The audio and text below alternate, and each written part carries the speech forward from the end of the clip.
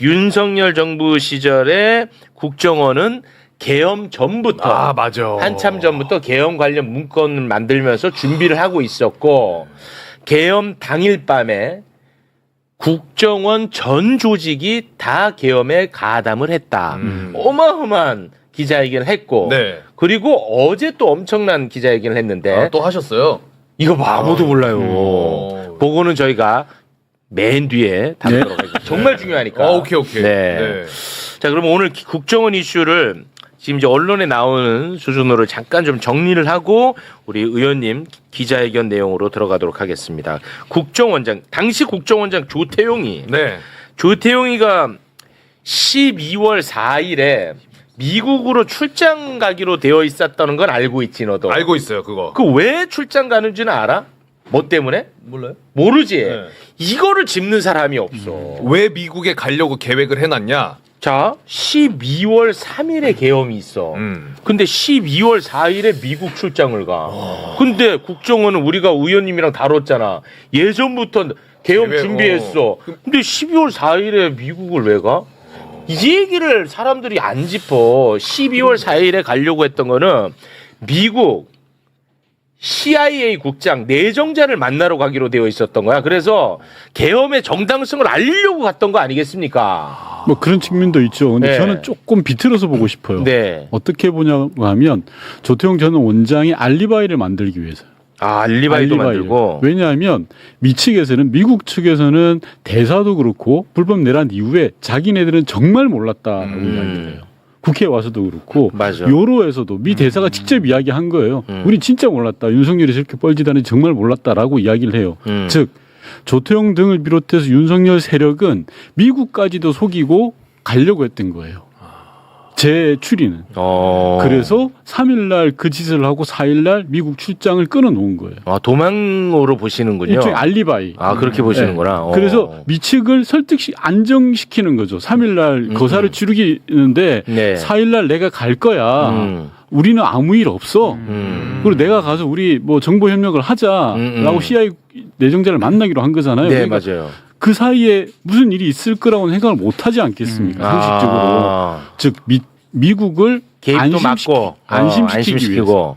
그리고 자기 알리바이를 만들고 두 가지 포석을 두고 갔다라고 저는 봐요. 아, 그렇군요. 그 덕인지 뭔지 모르겠습니다만 조태용이는 내란죄로는 기소가 되지 않았어요. 네. 그냥 뭐 계엄 당일에 정치인 체포 지시 보고 내가 받지 않았다. 이 거짓말한 정도로만 기소가 됐거든요. 잔잔바리 혐의 잠깐 좀 띄워주시겠습니까? 네, 국정원법 위반, 직무유기, 위증, 허위 공문서 작성 및 행사, 증거인멸 혐의. 진짜 내란이 없구나. 없어. 잔잔바리 요걸로 이제 기소가 됐는데 그저께였나요? 예, 2심 선고가 나왔습니다. 네. 그 장면 잠깐 영상으로 보고 오겠습니다. 피고인은 비상계엄 선포 당일 홍장훈으로부터 윤석열의 정치인 체포 지시에 관한 보고를 받았음에도 그러한 사실이 없는 것처럼 허위의 내용을 반복하여 외부에 전달하였습니다. 이러한 피고인의 행위는 윤석열에 대한 탄핵 소추를 둘러싼 정치적 논쟁에 직접 참여한 것으로 평가할 수밖에 없고 그 내용도 특정 정치인 또는 정당에 유리한 내용으로 볼 수밖에 없습니다. 결국 이러한 피고인의 행위는 국가적으로 관심이 집중된 윤석열에 대한 형사사건 및 탄핵 심판 사건과 관련된 실질적 진실을 방해할 위험을 초래하였다는 점에서 결코 가볍다고 볼 수 없습니다. 주문, 피고인을 징역 2년 6개월 및 자격정지 2년 6개월에 처한다. 잔잔바리로 이제 기소가 돼서 2년 6개월 네. 선고받았습니다. 예. 종합특검에서 추가로 기소를 했기 때문에요. 제가 기자회견 했던 내용, 즉 국정원이 불법 내란의 밤에 개입했다. 그리고 가담하려고 했던 시도가 여러 개 나왔거든요. 네. 그래서 저 2심 결과 플러스 알파가 저는 반드시 생길 거라고 봅니다. 아, 그렇게 보십니까? 당연히 추가 형량. 당연히 저는 그렇게 보는데. 당연한 일입니다. 아이고, 고맙습니다. 자, 그런데 요거는 참 그 같이 판단하기가 어렵다고 제가 항상 말씀드렸던 부분 그 얘기 잠깐 해보겠습니다. 윤석열의 이제 탄핵 국면 그리고 내란 청산 국면에서 큰 도움을 줬던 홍장원 국정원 1차장 그리고 조성현 수방사 1경비단장 이 두 사람 모두 2차 종합특검이 내란 중요 임무 종사 혐의로 결국 이제 기소를 했습니다. 네, 홍장원, 조성현. 우리가 두 분 다 얼마나 고마워했습니까? 그렇죠. 네, 특히나 이제 조성현은 사실 우리가 영웅이다. 뭐 이렇게까지 네. 이야기를 했었는데 요거를 들고 이제 가치 판단은 다 다른 것 같아요. 네. 사람마다. 네, 그런데 이제 홍장원 1차장 그 공소 사실이 지금 알려지고 있는데 그 CIA 계엄의 정당성을 알리려고 했다라는 것으로 기소가 될 걸로 우리가 언론을 통해서 알았는데 그게 또 빠졌더만요. 맞습니다. 네. 그 내용은 빠졌고요. 일단 계엄 때 방첩사 등과의 연락체계 구축을 지시를 했고 그리고 계엄 정당화 메시지를 미국 CIA에 전달하는 과정에 관여했다라고 종합특검에서 판단을 하긴 했거든요. 네. 근데 이게 또 이 내용은 또 빠져가지고 또 빠졌어 그 부분은. 그렇습니다. 네. 뭐 정확하게는 잘 모르겠습니다. 그리고 경찰청 상황실에 또 인연을 파견하라고 지시를 해서 사실상 내란에 좀 가담을 한 것 아니냐라고 아마 좀 내란 특검 종합특검팀에서는 판단을 하고 있는 것 같아요. 네. 네. 우리가 뭐 많은 정보를 알지도 못하고 맞습니다. 예. 네, 그리고 또 우리 입장에서는 또 고마운 부분도 있고 네. 해서 이게 판단이 좀 많이 갈리는 것 같아요. 이걸 바라보는 관점이.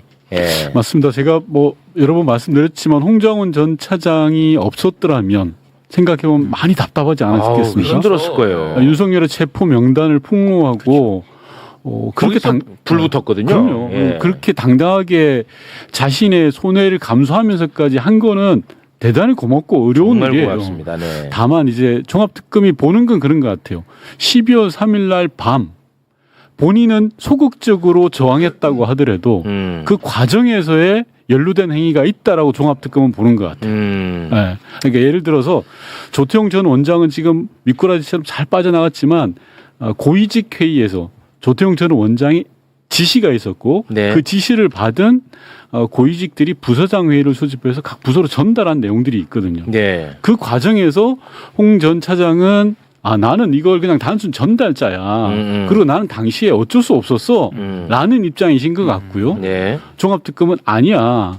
전달자라 하더라도 이건 분명히 내란에 일정 정도 가담한 부분이 있어. 라고 보시는 것 같아요. 네. 이런 부분들은 좀 법적으로 좀 가려봐야 될 건 아쉽지만 네, 지금 네. 상황에서는 그런 것 같아요. 네.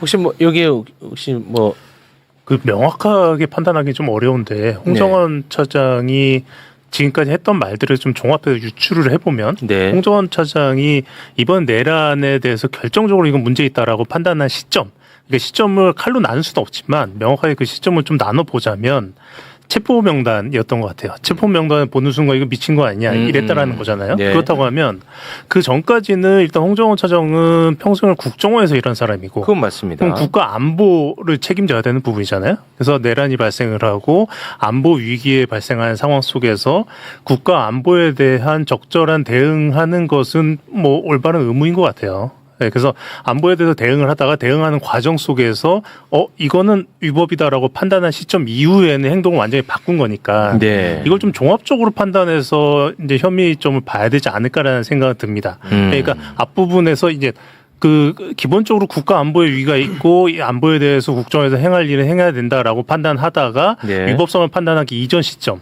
그 시점까지 엄격한 법률적 잣대를 대는 것은 좀 약간 좀 법적 그 책임을 좀 과하게 묻는 부분이 있지 않을까라고 좀 조심스럽게 생각이 듭니다. 네. 이게 시점이 논란인 것 같아요. 그러니까 홍정원 전 차장은 내가 독립운동 한 사람이야. 라고 생각을 하시는 거예요. 네. 근데 종합특검이 볼 때 아니야.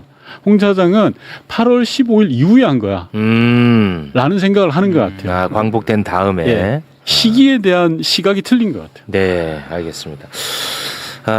이 관점이 이제 크게 두 가지인 것 같아. 만약에 이 홍장원 차장을 만약에 처벌한다면 과연 누가 앞으로 내부 고발을 하겠냐. 이 우리 사회에도 이건 악영향을 끼친다. 뭐 이런 관점도 있고 또 한편으로는 강력하게 처벌해야 애초에 내란 같은 일이 벌어졌을 때 애초에 가담하지 않는다라는 관점. 뭐 한 두 가지 정도의 관점으로 나뉘는 것 같은데 우리 곽수산 씨는 1번 할래요? 2번 할래요? 너가 대중이야. 너가 말하는 게 민심이야. 저는 2번. 2번으로 가? 네. 왜냐면 오. 사안이 내란이니까. 사안이 내란이니까. 그러니까 다른 사안이면은 뭐 공익 그 제보 관련해서 보호의 폭이 조금 더 넓을 것 같은데 네. 사건 자체가 내란이다 보니 여기서 내란만큼은 그런 것도 좀 좁게 보지 않나. 이거 확실히 그 관점이 다르다니까요. 저도 약간 헷갈리긴 하지만 네. 그러니까 맞아요. 네, 좀 그런 부분에 대한 어떤 감안은 좀 해줘야 되는 게 아닌가. 이를테면 사람이라고 하는 게 내란이라는 어떤 어마어마한 일이 발생을 했다 하더라도 어쨌든 회사에 조직돼 있는 공무원들은 다 그렇잖아요. 네네. 근데 이게 명백하게 잘못됐다는 걸 인지를 딱 했다 하더라도 바로 이건 아니야라고 이렇게 판단하는 사람이 있는 반면에 아, 네네. 굉장히 또 고민을 하다가 그 반응 결정을 늦게 하는 사람도 분명히 뭐 있거든요. 그럴 수도 있고, 네. 그러니까 그걸 딱 획일적으로 이렇게 잣대를 딱 그어가지고 넌 그래도 넌 유죄야라고 이렇게 얘기를 하는 게 조금은 저는 좀 가혹하다. 가혹하다. 네. 그러니까 뭐가 맞고 틀리고는 없는데. 그거는 이제 우리가 이제 뭐 생각을 같이 그렇죠. 나눠봐야죠. 그러니까요. 네. 근데 뭐 법률적인 문제는 아닌데 이게 너무 엄격하게 잣대를 들이대면 이런 상황도 사실은 고려할 수 있을 것 같아요. 뭐 다시는 반복되면 안 되겠지만 네. 만약에 반복이 됐어요. 그 홍정원 같은 사람이 또 나타났어. 그러면 이분 입장에서는 야, 이 내란 성공해야 된다. 이미 내가 발을 담궜기 때문에 성공으로 힘을 네, 써. 이미 내가 발을 담궜기 때문에 나중에 발 빼봤자 나는 깜빵간다. 이건 무조건 성공해야 된다. 그래가지고 그냥 아예 쭉 가담해서 나가게 되는 그런 판단 왜곡을 발생시킬 수도 있을 것 같아요. 네. 진짜 그럴 수도 있지. 근데 또 엄격하게 처벌을 하면 그걸 유형처럼 애초에 그냥 아예 나는 무조건 빠져야 돼. 그냥 내 고민 없이 그냥 뭐 반사적으로 빠진다. 나는 그 역사를 봤기 때문에 이럴 수도 있지 않겠느냐는 게 우리 또 곽수산의 의견이니까 너무 그렇게 곽수산 면박 주지 마시기 바랍니다. 조선일보다. 네. 매불쇼는 대체로 1번이네. 아, 그러네요. 아, 네. 1번이네. 1번으로 갑니다, 그러면 저희도. 네. 저도 1번. 1번으로 갑니다. 그렇지. 항상 유연해야 돼. 대중 앞에 겸손해야 돼. 1번이야, 알았지? 그만큼 진짜 어려운 판단인 것 같아요, 이게. 네. 조성현 대령 같은 경우에는 우리가 진짜 영웅으로 얼마나 반복적으로 저희가 박수 쳤는지 모르는데 내부쇼에서도 동상을 세웠죠, 그때. 동상 지금 뭐 제작 들어갈 뻔했어. 근데 특검은 어떻게 판단을 하고 있는 겁니까? 비슷한 것 같아요. 조성현. 그러니까 서강대교 넘지 마라는 그 지시는 병력 이동 차원이었다.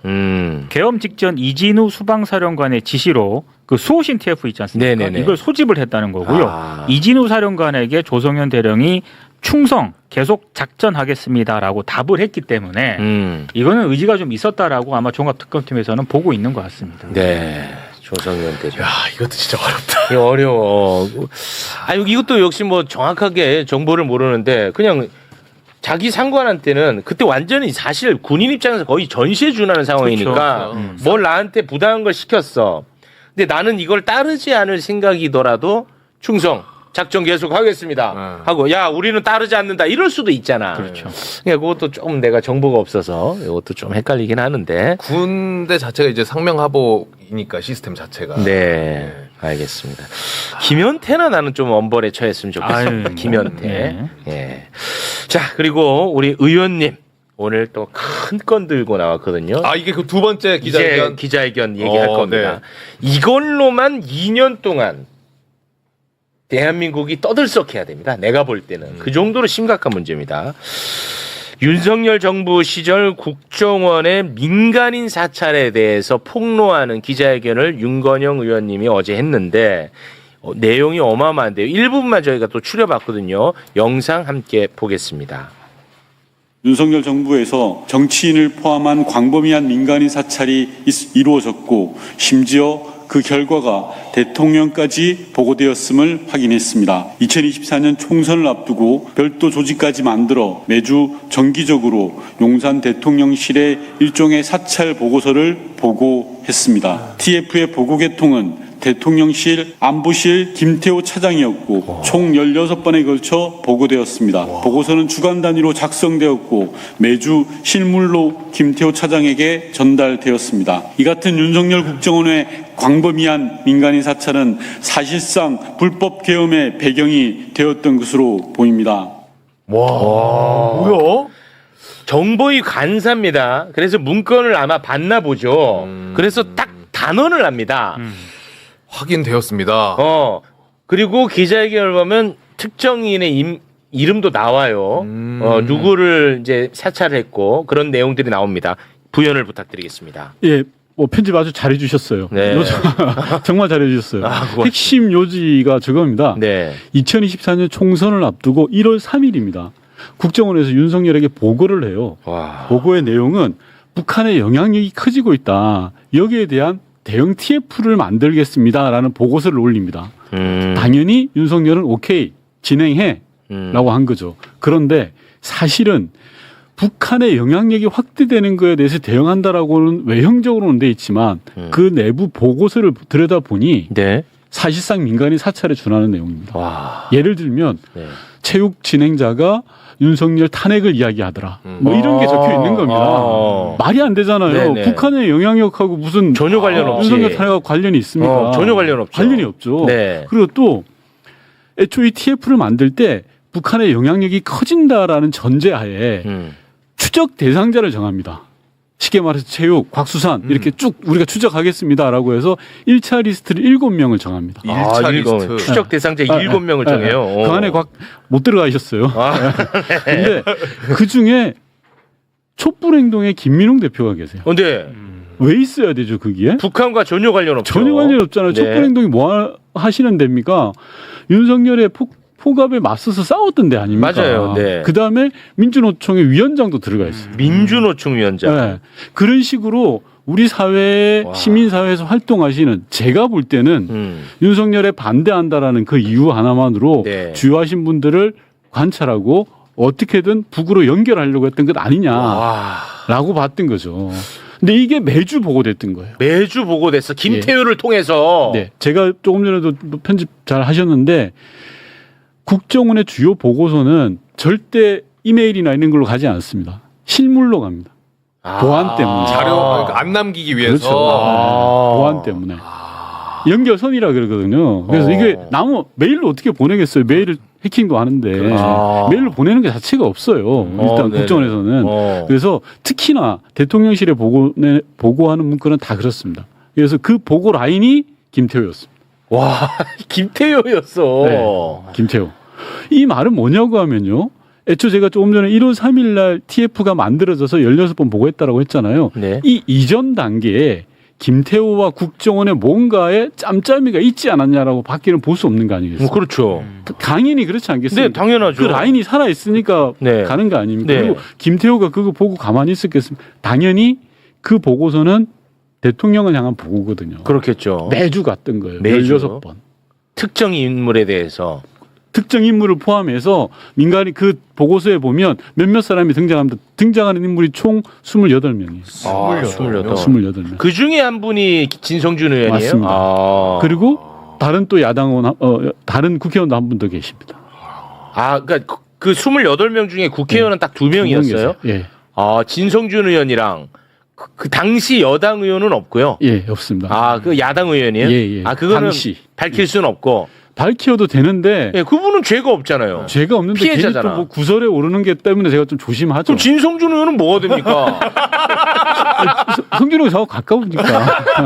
농담이고 진성준 의원님이 공개가 돼서 본인도 본인의 이런 억울함을 호소하고 계셔서 제가 이야기하는 거고 네. 다른 한 분은 제가 별로 근데 가깝지 않아요. 혹시나 여러분 이거 뭐 예를 들어 요만큼이라도 뭐가 있겠지라고 생각하면 그 큰 오산입니다. 맞아요. 그렇죠.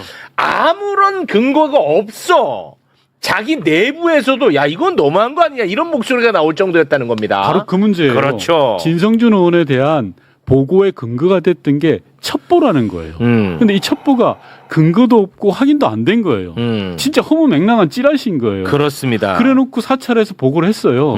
그랬더니 실무자들이 찝찝할 거 아니겠습니까? 그렇죠. 이게 나중에 지나고 나면 다 기록이 남으니까 네. 실무자들이 당시 조태용 원장한테 항의를 합니다.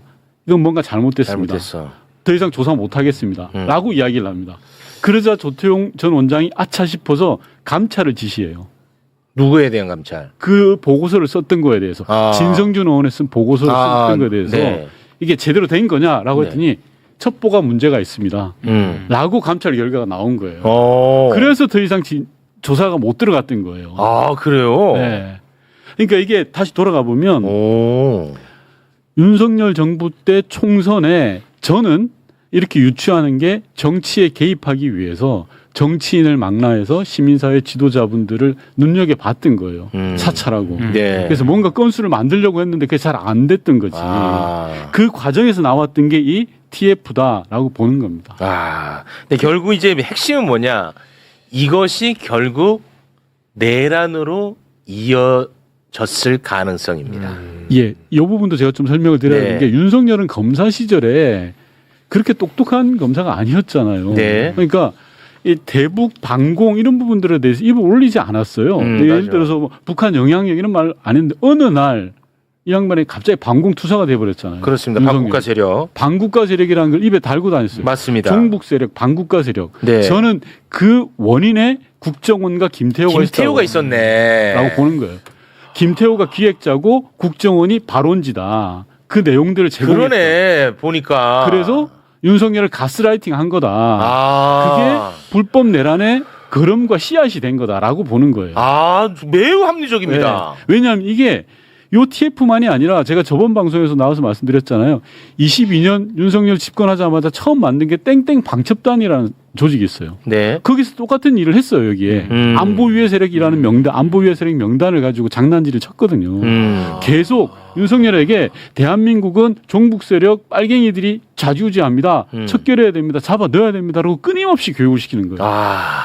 그 통로는 김태호고 내용을 제공한 건 국정원. 윤석열 국정원이고. 이게 핵심인 거예요. 혹시 그 28명 그 명단에 혹시 맞네. 종교인도 들어가나요? 그 자승스님 말씀하시는 거죠? 자승스님은 이 28명 이 총선 TF에서 한 게 아니고요. 그 이전에 했습니다. 조금 설명을 드리면 자승스님이 입적을 하는 그 상황에서 갑자기 국정원 1차장과 2차장 소관의 핵심 부서로 지시가 내립니다.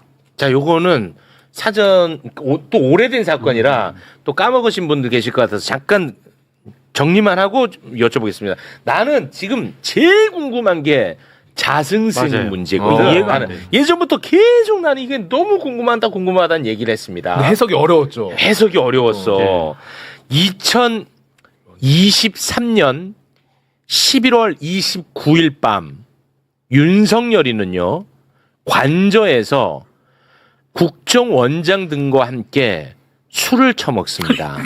예, 이 사람들이랑 술을 퍼먹어요. 오케이. 11월 29일 밤에 네. 술 퍼먹고 있어. 그런데 바로 이날 자승 스님이 칠장사에 불을 지르고 사망을 합니다. 근데 이 자승 스님은 윤석열 정부에서 무궁화장을 받을 정도로 굉장히 정부와 가까웠던 사람이야. 네. 근데 불을 지르고 사망을 하는데요. 조태용 국정원장이 윤석열의 지시를 받고 자승 스님 분신 사건과 관련해서 대공용의점이 있다고. 너무 생뚱맞잖아. 대공용의점이 있다고 국정원 직원 80명을 투입을 시켜버려요. 무려 80명. 이게 나는 미스테리라는 거야. 80명. 이태원 참사로 국민들이 희생을 당했을 때도 김건희는 추모하지 않았습니다. 그렇죠. 근데 또 자승 스님 장례식에서는 너무너무 또 슬퍼했어. 나는 이 맥락이 굉장히 궁금합니다. 네. 의원님. 두 가지를 나눠봐야 될 것 같습니다. 자승스님이 급작스럽게 입적하게 된 원인. 그건 여전히 미스테리에 남겨져 있습니다. 아직도. 그 부분은 별도로 남겨놓고요. 방금 우리 최욱 진행자께서 말씀했는데 자승스님께서 입적하신 그 과정에서 국정원의 비상식적이고 비합리적인 행태 부분입니다. 네. 갑자기 국정원 요원 80명이 투입이 됩니다. 와. 1차장실에서의 최고 에이스라고 하는 대테러 부서가 2차장실에서의 최고 에이스인 안보조사 담당하는 부서가 동시에 투입됩니다. 그래서 보고서를 막 써요. 당시 상황들에 대해서. 한 번도 아니고 두 번을 써서 두 번 다 용산 대통령실에 보고를 합니다. 보고했고요. 네. 그 내용은 혹시 알고 있나요? 알고 있습니다. 근데 그 내용상 있을 수 있는 게 없어요, 별로. 대국용쯤이 없겠지. 없으니까 당연히 없죠. 일단 국정원 요원들 대테러 부서하고 안보조사국 안보수사 담당하는 요원들이 나와서 현장에 나올 이유가 없어요. 그러니까요. 민간인이고 이건 종교인인데 대한민국 최고의 종교 지도자시잖아요. 네. 그게 왜 나옵니까? 두 번째 보고서를 쓸 이유가 없어요. 그잖아요. 네. 근데 와서 보고서를 2번이나 써서 그걸 또 대통령에게 보고를 합니다. 이게 뭐 행태가 이해가 안 돼요. 당시에 출동했던 국정원 요원들도 왜 나왔는지 몰라요. 아 몰라요. 오.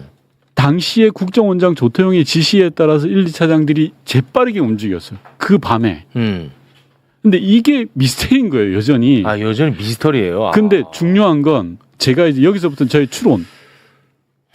자승 스님에 대해서도 와치의 대상이었다라고 보는 게 저의 추론입니다. 아 왜요? 자승 스님에 대해서도. 그렇지 않고서는 이렇게 발빠르게 움직일 수가 없죠. 국정원에서 자승 스님을 비롯해서 제가 쭉 말씀드렸던 것처럼 시민사회나 우리 뭐 종교 지도자분들에 대한 계속 눈여겨봤던 흔적들이 있거든요. 네네네. 그게 큰 틀의 안보위의 세력 명단입니다. 안보위의 세력 명단. 그 명단 안에 종교계의 일부가 들어가 있어요. 종교계에 계신 지도자분들 일부가. 전 그런 데서 연유된 것이 아닌가라고 보는 겁니다. 아 근데 이게 정확하게 뭐 어떤 연유로 국정원 요원들을 투입했고 그런 것까지는 아직 밝혀진 게 별로 없나 보네요. 저는 뭐 사실상 제보받는 것도 있고 짐작하고 있는 것도 있는데 자승 스님은 뭐 우리 불교계에서 꽤 존경받으신 분이시기 때문에 이 부분에 대한 최종 검증이 끝나지 않아서 방송에서 공개적으로 말씀드리는 것들이 제한되는 거죠. 아 그렇군요. 네. 앞서 말씀드린 것처럼 네. 괜히 오해를 살 수 있잖아요. 아 네네네 알겠습니다. 아, 김태효가 연출자일 수 있다. 그래요. 그 김건희 관련해 갖고 아까 그 이태원 참사 네. 예, 제가 이제 얘기했던 거는 유족들을 한 번도 만나지 않았다는 그렇죠. 부분, 네. 예, 그 부분을 제가 이야기했던 겁니다. 야, 이 미스터리야 아무리 봐도 그날 이걸 술 먹고 있었거든 윤석열이가. 그러니까 이게 시간을 보니까 김태효가 또 HID 부대 방문해가지고 훈련 막 내가 제가 담배 점검했던 피고 거 있잖아요. 담배 피고 했잖아요. 이게 23년 6월인데 네. 그때부터 그러면 뭐 준비를 좀 한 건지. 네. 그 알겠습니다. HID 간부와 관련해서 한 말씀 드려드리겠습니다. 아, 네. 중요한 포인트인데요. 놓치고 갈 뻔했는데 HID 간부가 뭐 중령급 간부입니다. 이 양반이 대통령실에서 김태호가 1차장인데 1차장 소관이 아닌 2차장실에서 근무하면서 보고와 업무는 다 1차장한테 했거든요. 맞아. 근데 이 HID 요원과 누가 근무했느냐? 국정원 직원들이 근무를 했어요.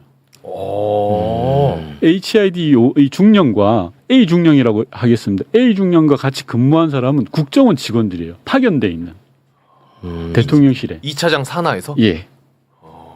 즉, 이 조직에 대해서 지금 한 번도 제대로 된 수사가 이루어지지 않았거든요. 그리고 또 하나 더 말씀드리면 HID A 중령이 대통령실에 파견 가기 전에 어디서 근무했냐? 국정원에서 근무했어요. 국정원. 국정원 어디에서 근무했냐? 군사 보좌관을 했어요. 이 군사 보좌관이라는 직위가 어느 정도냐면, 그러니까 국정원장의 특보 같은 개념이에요. 차관급이에요. 아, 차관급이요. 제가 아까 뭐라 그랬습니까? 중령이라고 했어요. 네.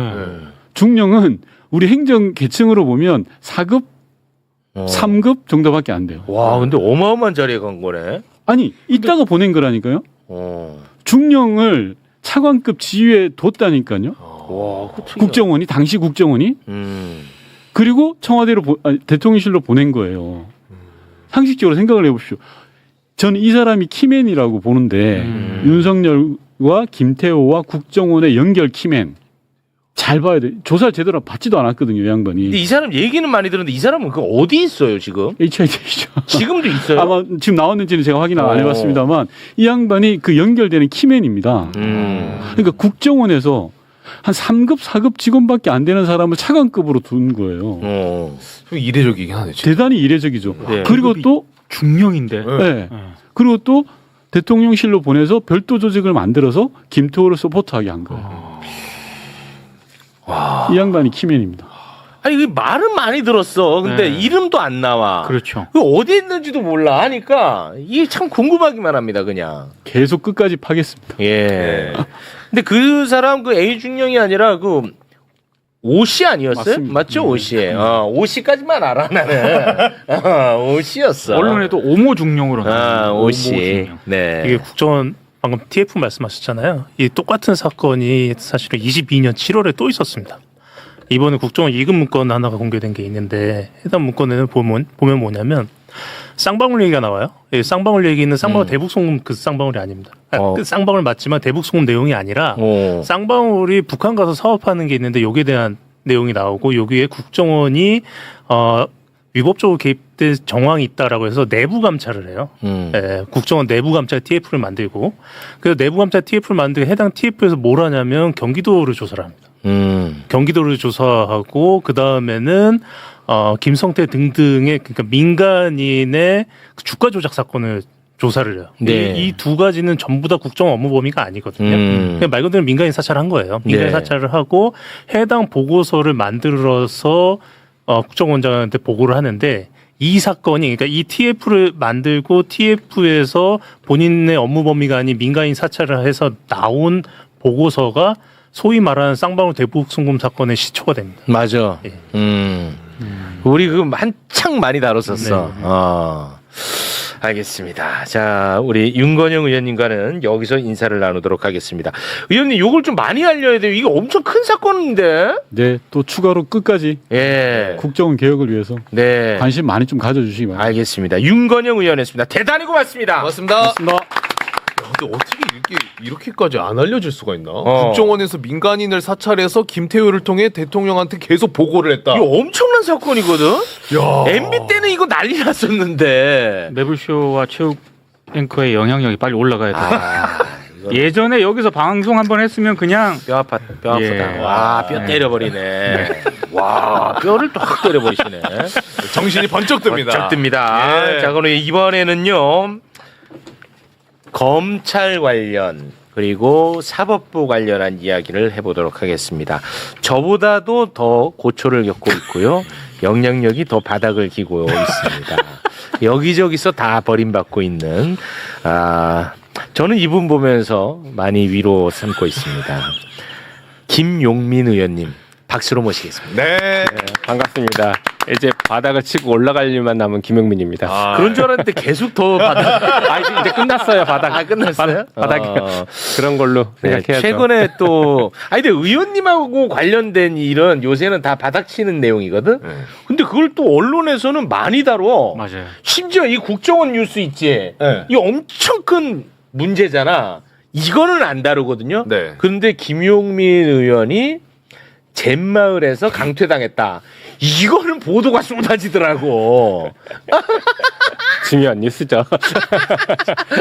표정이 아주 어두워지는군요. 네. 이건 뭐 보도가 많이 된 거니까. 맞아요. 저도 봤어요. 말하면 안 되는 거예요. 괜찮습니다. 보도가 한두 건이 아닌데 뭘 왜 그래 나한테. 호텔 메인에 걸렸습니다. 예, 메인에 걸려왔는데. 네. 바닥을 쳤습니다. 이제 네. 올라갈 일만 고맙습니다. 남았겠죠. 자, 오랜만에 오셨으니까 이 얘기는 꼭 하고 가고 싶습니다. 우리가 그 검찰 개혁 왜 하려고 했는지 자꾸만 까먹는 것 같아. 김건희 죄가 분명히 있는데도 검사들이 다 털어줬잖아요. 네. 그 유죄 받았잖아. 그렇죠. 그래서 김건희 털어준 검사들 이번에 5명 기소가 됐습니다.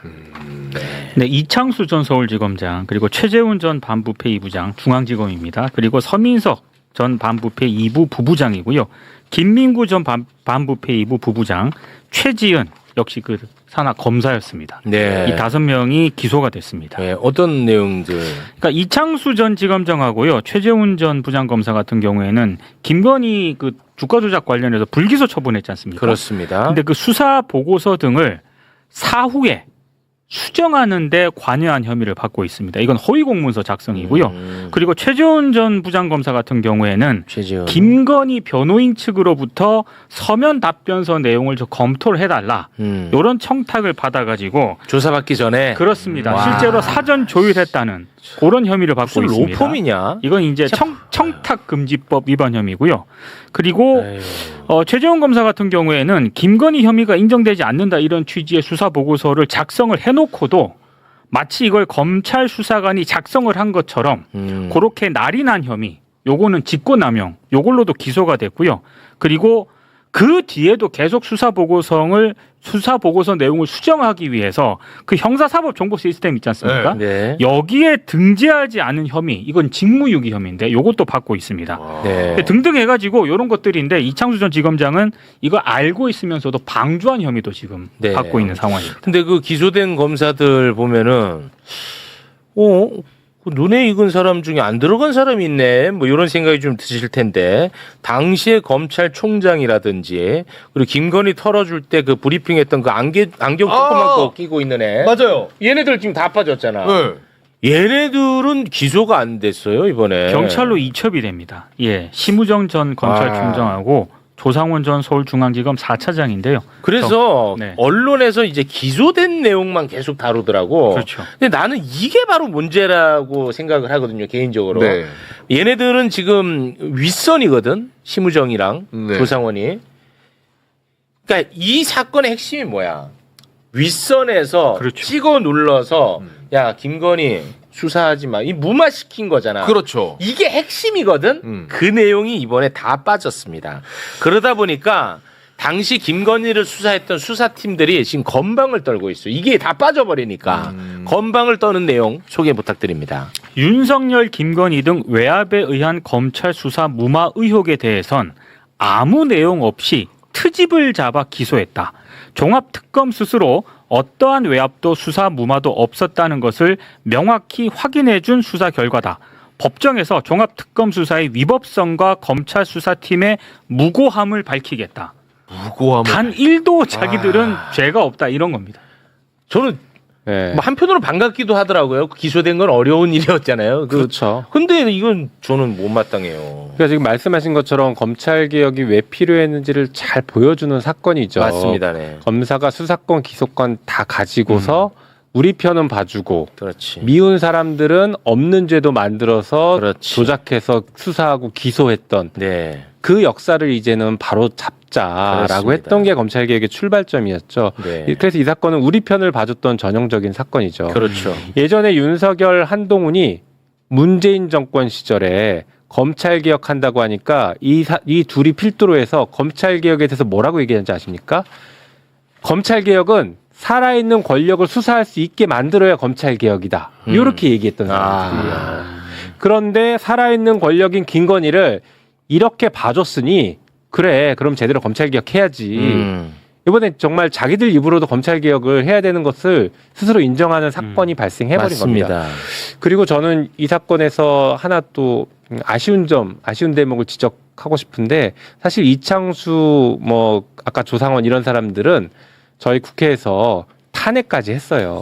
맞아. 근데 헌법재판소에서 이거 제대로 조사하지 않고 예. 기각을 해버렸습니다. 이 중요한 사건, 이렇게 결정적인 사건을 검사 탄핵을 인용하지 않고 기각해서 맞아. 또 잘못된 관례를 하나 만들어버렸죠. 검사는 탄핵 안 당하더라. 맞아요. 예. 근데 이번에 특검에서 이 부분을 기소해서 그래도 조금 바로 잡을 수 있을 거라는 생각이 들어요. 그리고 한편으로는 그동안에는 검사들이 어떤 잘못을 해도 처벌받는 예가 거의 없었거든요. 없었어요. 징계조차 잘 안 받아요. 네.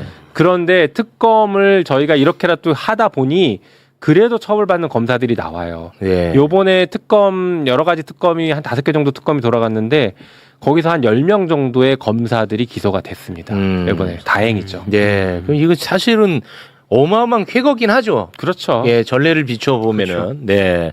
근데 그 심우정이 같은 경우에는 이거 잘 모르시는 것 같은데 내란 중요임무 종사 혐의로 이번에 기소가 됐어요. 내란 중요임무 정도. 어제 기소가 됐어요. 좀 세게 기소됐어. 그거 좀 소개 부탁드립니다. 네, 비상계엄 선포 당일인 2024년 12월 3일부터 12월 4일까지 새벽이죠. 박성재 당시 법무부 장관의 지시로 계엄 합동수사본부에 검사 파견을 검토한 혐의, 그렇지. 그리고 비상계엄 하에 재판 관할 문건을 작성하는데 관여한 혐의를 받고 있습니다. 네, 저 앞에 그 비상계엄하 재판 관할이라는 게 문건 이름이에요. 예, 그 실제 문건은 존재합니다. 그렇죠. 예. 그래서 내란 중요 임무 종사 혐의로 기소가 됐는데 이제 불구속 기소가 돼가지고 조금 아쉽긴 불구속 하지만 기소. 아무튼 기소가 됐습니다. 네, 예. 이거는 말씀하신 것처럼 엄청난 일이죠. 대한민국의 마지막 검찰총장이 내란범으로 지금 기소가 된 그렇죠. 겁니다. 아 마지막 검찰총장. 마지막 검찰총장이 그러네. 그러네. 내란범으로 기소된 거. 이거는 이 검찰 개혁이 어떤 그렇죠. 상징이 됐고 상징이네. 헌정사상 엄청난 일이 벌어진 거예요. 검찰이 내란을 저지른 조직이었다. 그러네. 그것도 수장이 어. 기소됐다. 이게 엄청난 사건이에요. 우리가 그냥 이렇게 단신으로 처리될 기사가 이 아니죠. 단신 처리되고 있어요. 그렇죠. 제가 강퇴된 게 중요한 게 아니라 이런 게 진짜 중요한 거죠. 맞아. 강태 뉴스는 완전 메인으로 다루고요. 이건 단신 처리합니다. 그러니까요. 이게 진짜 그러네. 마지막 검찰총장인데. 그러네. 말씀 듣고 보니까 굉장히 상징적인 사건이네. 국정원 네. 민간 사찰은 다루지도 않고. 근데 이제 이 사건을 그러네. 잘 봐야 됩니다. 이게 조희대 대법원의 지금 정치 행위, 사법 내란과 연결이 돼 있을 거예요. 어떤 의미냐면 이게 논리가 같기 때문이에요. 네. 지금 심우정에게 기소된 내용이 그 비상계엄에 따른 재판 관할과 수사 검사 파견하는 맞아요. 이런 것들 네. 이었잖아요. 맞아요. 그런데 대법원도 같은 날 12월 4일 날 새벽에 나왔던 뉴스들이 네. 비상계엄에 따라서 다 대응하고 있었어요. 네, 재판 관할을 어떻게 할 것인지 논의했다라는 맞아요. 보도들이 나왔단 말이에요. 네. 똑같은 짓을 한 거예요. 그러네. 똑같은 짓을 한 거니까 이게 저 걱정은 네. 심우정에 대해서 법원이 어떻게 판단하느냐? 무죄를 판결해버리면 자기들도 빠져나가려고 하는 걸 수 있다. 이게 그 포인트를 봐야 됩니다. 그러네. 똑같습니다. 혐의가 똑같아. 똑같아요. 그 진짜 연결해서 봐야 되는구나. 그러네. 네. 그래서 심우정 사건은 매우 중요한 사건입니다. 야, 이거 완전 근데 이게 타고 들어가서 조희대와 당시 법원 행정처까지 내란범으로 다 처벌할 수 있느냐의 그러네. 바로미터가 될 수 있습니다. 바로미터네. 진짜 그러네. 그래서 법원이 사실은 구속영장을 기각한 영장 기각했었잖아요. 네. 구속영장 기각할 때 굉장히 좀 불길하다는 생각이 들긴 들었지만 그래도 영장 기각 사유가 그 증거인멸 우려가 입증이 소명이 덜 됐다라는 것이지 범죄 혐의에 대한 다툼에 대해서는 그렇게 지적하지 않았던 것으로 제가 기억하거든요. 네. 그러니까 이런 것들은 법원에서 앞으로 유죄 인정 가능성도 물론 여전히 열려 있다. 그리고 이게 계속 이제 언론과 뭐 정치권도 마찬가지지만 계속 관심을 문제 제기를 가져야 돼. 해주면 맞아. 해야 됩니다. 근데 예. 이게 너무 약간 고양이한테 생선 맡겨놓은 그러니까 근데 이게 진짜 맞죠. 리트머스 시험지가 되겠다. 사법부는 어떻게 판단하는지. 그렇죠. 근데 이제 걱정은 뭐냐? 1, 2심은 뭐 세게 때릴 수 있어. 근데 이게 또 대법으로 가면 이제 조희대 영향권에 있는데 지들이 한 범죄 혐의와 같아. 네. 그래서 조희대가 중요합니다. 조희대 이야기 다뤄보도록 하겠습니다. 조희대 지난 1월에 노태학 대법관 후임으로 후보 추천위원회가 후보 다 추천을 해놨죠. 1월에 네. 다시 한번 또 띄워주시겠습니까? 이렇게 1월에 이미 다 후보를 추천해 놓은 상태였습니다. 그런데 조희대는 청와대와 협의도 없이 손봉기 판사를 협의도 없이 제청을 했죠. 서면으로. 네, 서면으로 그냥 툭 던진 거죠. 네. 와, 진짜 생각할수록 너무 화가 나는데. 그런데 알고 봤더니 저 후보 전체를 다 취소시키고 새로운 판을 짜려고 했었다. 후보 자체를 다 바꿔버리는? 다 바꿔버리고 그 얘기를 어제 했었는데 네. 이것과 관련해서 또 김용민 의원이 국회에서 문제 제기를 했거든요. 자, 그 장면 영상으로 준비를 했는데 함께 보겠습니다. 아까 전화했다고 했는데 김민기, 박순영, 손봉기, 윤성식 후보 네 분 다 통화했습니까? 예, 다 통화했어요? 예, 그렇습니다. 자, 손봉기 후보자에게도 당신 추천 못하겠다 이렇게 얘기했나요? 그렇게 말씀드리지 않았습니다. 그러면 손봉기 후보자는 당신은 추천할게 이렇게 얘기했나요? 그렇게도 말씀드리지 않았습니다. 자, 그러면 윤성식 후보자에게도 전화했어요? 했습니다. 지금 윤석열 내란 재판 진행 중이죠? 그렇습니다. 재판장이 누굽니까? 윤성식 부장으로 알고 있습니다. 그렇죠. 예. 윤석열 재판하고 있는 내란 재판의 재판장한테 당신 대법관 추천하는 절차를 원점으로 돌리겠다 전화하는 건 압박 아닌가요? 게다가 며칠 전에 무슨 일을 했습니까? 조희대가 내란 재판 전원합의체 회부했지 않습니까? 내란 재판 윤성식 당신이 무슨 판결을 내려도 나는 전원합의체 회부해서 재판 이렇게 할 거야 라는 걸 보여줬고, 또 법원행정처장은 지금 재판 중인 재판장한테 전화해서 당신 대법관 추천 제로로 만들겠다, 원점으로 돌리겠다 이 전화한 겁니다. 이게 사법부 독립입니까? 이게 재판을 그렇게 전화하지 제대로 하라고 한 겁니까? 본인의 의사가 중요하지 않아요. 윤성식 부장이 어떻게 느꼈는지가 중요하죠. 지금 재판 개입한 거 아닙니까 지금? 한 것 아닙니다. 와, 이거 예리했어. 저 몰랐어요. 예리했어. 윤성식이 지금 내란 재판하고 있잖아. 맞아요. 아까도 봤잖아. 그 화면에서 조태용이 아까 그분이 그 윤성식이야. 아. 조태용이 2심 선고했던 사람. 근데 너 입장에서는 지금 나의 임명권을 갖고 있는 재청권이지만 사실은 네. 딱 기다리고 있어. 대법관 하고 싶어. 그러면은 조희대가 뭘 하는지 알잖아. 뭘 원하는지. 전화까지 와. 재판에 영향 끼치지. 당연하죠. 이거 양승태 대법원장이 와. 재판 개입하고 사법농단으로 뭐 이제 무죄가 막 네. 나오긴 했지만 일부 유죄가 된 것들도 있긴 있어요. 아, 예리했어. 그랬던 사건보다 더 크면 컸지 적은 사안이 아니에요. 맞습니다. 이거는 대법관 추천해놓고 이거 가지고 지금 저울질하고 장난치는 거 아닙니까? 와, 이 예리했어. 이런 행태를 했다는 게 상식 바뀌고 와. 이것은 우리가 여기서 뭘 읽어야 되냐면 조희대 대법원은 이 내란 재판을 망가뜨리려고 하는 것 같다. 네. 라는 걸 우리가 읽어내야 됩니다. 네. 사실은 조희대가 지금 그러니까 대법원에서 내란 재판이 두 건이었는데 한덕수와 이상민이었잖아요. 한덕수와 이상민의 각각 재판장들이 그 이흥구랑 오경미 대법관이었습니다. 이 두 명이 누구냐? 지난 5월 1일 이재명 대통령에 대한 전원합의체 판결했을 때 네. 유일하게 반대 의견 냈던 두 명이에요. 무슨 얘기인지 딱 그림이 보이시죠? 보인다. 유일하게 반대 의견 냈던 그 두 명이 지금 내란 재판부의 재판장들을 하고 있는 사건인데 와. 이게 불과 3개월 이게 지금 3개월 내에 끝내야 되는 사건이지 않습니까? 633. 예, 그 633에 이틀인가 남겨놓고 전원합의체를 가져갔다는 거예요. 대박. 요게 지금 이런 흐름들을 보셔야 되는 상황입니다. 그리고 지금 그리고 윤성식한테 전화하고. 전화하고 그리고 최상목이 기피 신청에 대해서 지금 대법이 판단 안 하고 있습니다. 맞아요. 네. 이게 다 같은 맥락이라는 거예요. 그럼요. 와, 이 예리야. 이거 대박 뉴스 아닙니까? 지금 잿마을 탈퇴가 중요한 게 아니야. 아, 이거 대박인데. 와, 나 이거 무섭네.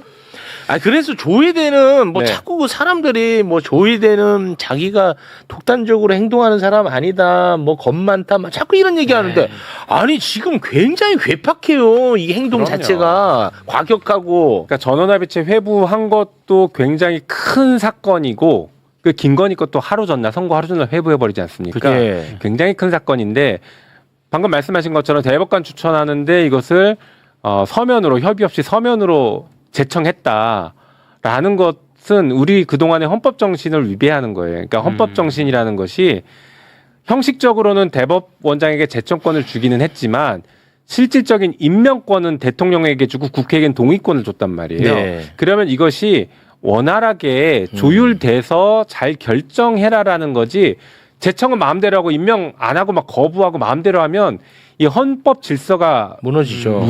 그렇죠. 게다가 재판 공백이 생깁니다. 맞습니다. 그러니 이것은 헌법은 그냥 듬성 법을 만들고 그 빈 공간은 관행으로 헌법상 관행으로 메꾸거든요. 그래서 생긴 관행들입니다. 이렇게 메꿔주는 거예요. 네. 그런데 이것을 하지 않고 있다. 이게 사실은 유신헌법에 들어갔던 내용이거든요. 그러다 보니까 사법부의 독립이 아니라 사법부를 장악하기 위해서 대법원장 추천권, 제청권을 넣었던 것이 지금 사법부의 독립이라고 이 사람들이 착각하면서 엉뚱하게 지금 행사하고 있는 것이죠. 그래서 대통령이 임명권, 인사권에 대해서 오히려 정면으로 도전하면서 문제를 일으키는 거예요. 맞습니다. 형식적으로는 행사했죠. 하지만 결과적으로는 문제를 일으켰고 네. 혼란을 일으켰습니다. 맞습니다. 그러면서 내란 재판 이상하게 끌고 가려고 하고 있고 맞습니다. 이게 성동격서라고도 볼 수 있는데 네. 마구잡이로 하고 맞아요. 있어요. 이거는 정치하는 겁니다. 정치. 맞습니다. 이게 무슨 사법부입니까? 정치부지. 네. 자, 이제 확실히 예리하게 잘 이제 짚었어요. 네. 이제 어떻게 할 것이냐. 이 문제가 남았는데 참 자꾸 그 조이대랑 통화하시더라 저분은. 이제 어떻게 할 것이냐만 남은 거야. 이러한 상황에서. 그래서 이건 이제 방법론에 대한 부분이니까 저는 이 부분은 잘 모르겠어요. 저는 그냥 혼자 느낌은 빨리 탄핵했으면 좋겠는데 그게 또 간단치는 않잖아. 만약에 탄핵하면은 또 대법에 있는 사건들 또 멈출 수도 있고 얼마 이런 걱정도 되고 참 저는 모르겠어요. 저는 아무튼 뭐 그냥 시원하게 하고 싶긴 한데 어떻게 해야 된다고 보세요? 결과적으로는 탄핵해야죠. 아 그래요? 이게 탄핵이 아니고서는 방법이 없고, 그러니까 내란 재판을 온전하게 지켜낼 방법이 없을 것 같아요, 저는. 제가 이렇게 얘기를 하면 우리 이제 민주당 의원님들 중에는 내란 재판을 설마 조이대가 이상하게 비상계엄이 내란이 아니다라고 설마 판단하겠냐라고 얘기하시는 분들도 있는데 그건 안 돼. 그 설마는 지금 몇 번 깨졌어요. 예, 그렇죠. 요번에도 제청하는 것도 그 설마가 깨진 거 아닙니까? 네. 깨졌고 또 하나는 이렇게 분석하시는 분들도 있어요. 야, 조이대가 만약에 비상계엄이 내란이 아니라고 판결하면 우리한테 좋은 거 아니야? 전 너무 충격받았는데 그런 말을 정치적으로 좋은 거 아니냐라고 생각하는 그런 말을 하지 마. 그렇게 하지 말라는 거예요. 그러니까 저는. 저도 그래서 뭐 제가 이거는 너무 좀 충격적인 얘기라서 그렇지 않다. 이거는 우리가 정치적인 유불리가 아니라 그럼 옳은 일을 하는 거고 네. 여기서 내란을 단죄하지 않으면 앞으로 우리가 역사에서 반복되는 걸 어떻게 막아낼 거냐 이런 여러 가지 문제들인데 그걸 정치적 유불리로 보면 안 되는 상황이거든요. 아무튼 그래서 저는 그런 의미에서 분명하게 그 탄핵을 해서 내란 재판에서 조이대의 영향력을 드러내줘야 됩니다. 지금 조이대는 제가 볼 때는 헌법상 내란 행위를 한 거예요. 형법상 내란 죄를 저질렀다고는 평가하기 어렵겠지만 네. 헌법상 국민주권과 민주주의를 부정하는 행위를 했기 때문에 사법 5월 1일 전원합의체부터 시작해서 그런 것들을 했기 때문에 헌법상 내란 행위를 한 겁니다. 그래서 저는 이 부분은 과감하게 헌법 위반, 그것도 중대한 위반으로 네. 탄핵을 해야 된다. 이렇게 탄핵으로 보고 가자. 있습니다. 탄핵으로 가야 될 것 같아. 왜냐하면 조이대가 있는 한 이 내란 재판이 항상 불안해. 하나만 삐끗해도 대혼란이에요. 대한민국. 그렇죠. 예. 대혼란이야. 하나만 삐끗해도 네. 끊어내야 돼. 근데 김용민 의원님 지금 말씀을 들으니까 조이대 대법원장의 목표는 분명한 것 같네요. 그러니까 저지를 할 수밖에 없는 상황인 것 같습니다. 그런 것 같아. 예. 예, 저는 좀 들어보니까 네. 또 그런 것 같습니다. 근데 뭐 이분은 지금 뭐 지도부에 있는 분도 아니고. 그래도 예. 옳은 목소리를 내면 또 지지해 주시는 분들이 있습니까? 어딘가에 있을 겁니다. 제발 좀 드러내 주세요. 저를 지지하는 분들 이제는 나오셔도 됩니다. 네. 김용민 의원을 지지하는 분들은 항상 뒤에서 묵묵히 응원합니다. 최근에도 마찬가지잖아요. 뒤에서. 네, 뒤에서 묵묵히 응원합니다. 아니 무슨 마니또도 아니고 다들 이렇게 해. 하지만 저는 한 번도 바뀐 적이 없습니다. 항상 왜냐면 일관된 목소리를 내시니까. 네. 예. 같은 사안에 대해서는 일관된 목소리를 내주셔서 저는 너무 감사하고 항상 저는 뒤에서 묵묵히 응원합니다. 네, 묵묵히 또 하시는군요. 감사합니다. 김용민 의원이었습니다. 대단히 고맙습니다. 네, 고맙습니다.